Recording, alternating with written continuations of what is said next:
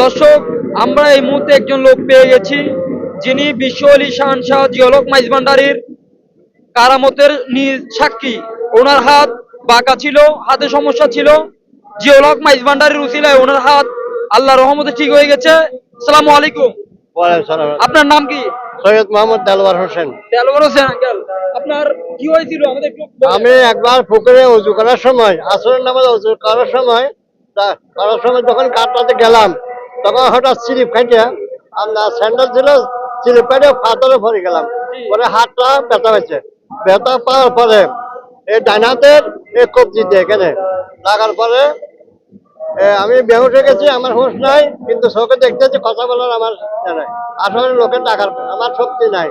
কিছুক্ষণ পরে আমি মনে মনে তারা করলে হাতটা পানিতে রাখি, তাহলে ভালো যে পানিতে রাখলাম। কিছুক্ষণ আমার হুঁশ আইলো, হুঁশ হওয়ার পরে আমি ঘরে গেলাম আর কি।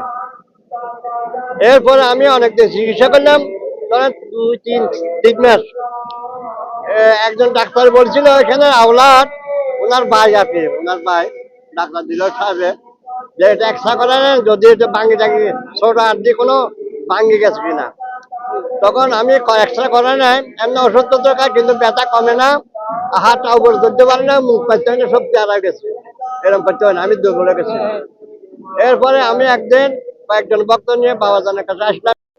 আসার পরে উনি তো ভালো ছিল, সব দরবারের লোকগুলা হক মঞ্জিলে সব বাইরে গেছে ভয়ে। খাদেম ছিল মৌলানা করিম সাহেব, উনি ভয়ে পালাই গেছে ওইখানে। তখন প্রথম অবস্থায় অফিস ছিল, সঞ্জয় একটা অফিস, ওই অফিসে আমি ঢুকে গেলাম ভয়ে। ঢুকার পরে হাত দল করে দাঁড়াইলাম। তখন সাংসভা যাওয়ার পরে আমাকে একটা লাথি মারলেন। লাথি মারার পরে উনি ওনার চলে গেলেন।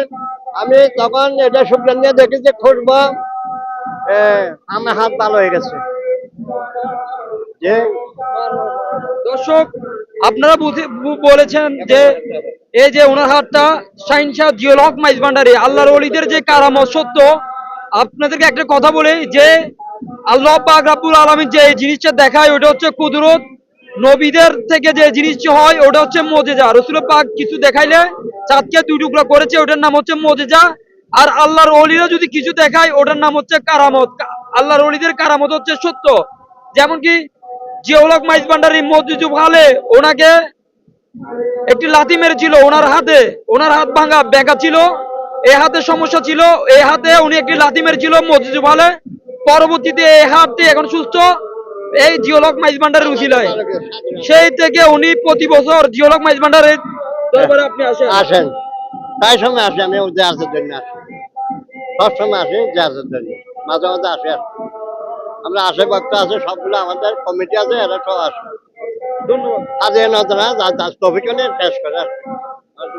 দর্শক, আপনারা তো দেখলেন যে আল্লাহর ওলিদের জ্বলন্ত কারামত সত্য এই মানুষটি থেকে প্রমাণ হয়েছে। এরকম আসে হাজার হাজার মানুষ আছে। কারামত আছে আমার, এটা আমার এখন বলার সময় নাই। আচ্ছা, ঠিক আছে। অনেকগুলা কারামত আছে যেটা নজিরবিহীন, সাধারণ না, অসাধারণ। ওনার দোয়াতে আমরা এখনো আছি। আসসালামু আলাইকুম। ওয়ালাইকুম আসসালাম রাহমাতুল্লাহ বারাকাতুহু। ভাই কেমন আছেন? আলহামদুলিল্লাহ, আল্লাহর রহমতে অনেক অনেক ভালো আছি। সৈয়দ আহমদুল্লাহ মাইজ ভান্ডারী যে চট্টগ্রামে শুভ আবির্ভাব হয়েছে, এই আহমদুল্লাহ মাইজ ভান্ডারী যদি একটু কারামত যদি আমাদেরকে বলতেন। আলহামদুলিল্লাহ, আপনাদেরকে অনেক অনেক ধন্যবাদ। আজকে আমরা উপস্থিত হয়েছি গৌসুল আজম মাইজ ভান্ডারীর দরবারে। আধ্যাত্মিক শরাফতের প্রাণকেন্দ্র আমার গৌসুল আজম মাইজ ভান্ডারীর দরবার।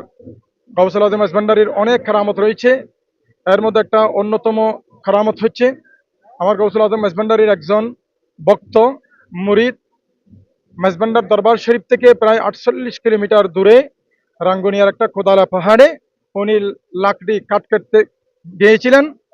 কাঠ আনতে গিয়ে হঠাৎ পাহাড়ের মধ্যে ওনার সামনে একটা বাঘ সামনে পড়েছিল, ওনার যান চলে যাওয়ার উপক্রম হয়েছিল। উনি ওই বিপদের মুহূর্তে আমার গৌসুল আজম মাইজ ভান্ডার উসিলা নিয়ে আল্লাহর দরবারে প্রার্থনা করেছিলেন। মনে মনে গৌসুল আজম মাইজ ভান্ডারীকে উনি খেয়াল করেছিলেন। হঠাৎ দেখা গেল একটা বদনা বাঘের উপর পড়লো, বাঘ সাথে সাথে কোথাও চলে গেল। উনি বাঘের আক্রমণ থেকে, হামলা থেকে উনি জীবনে প্রাণ রক্ষা পেলেন। এরপরে উনি বাড়িতে আসলেন। বাড়িতে এসে উনি বদনাটা ওখান থেকে নিলেন। বদনাটা নিয়ে উনি দেখলেন আমার গৌসুল আজম মাইজভান্ডারির ব্যবহৃত বদনা।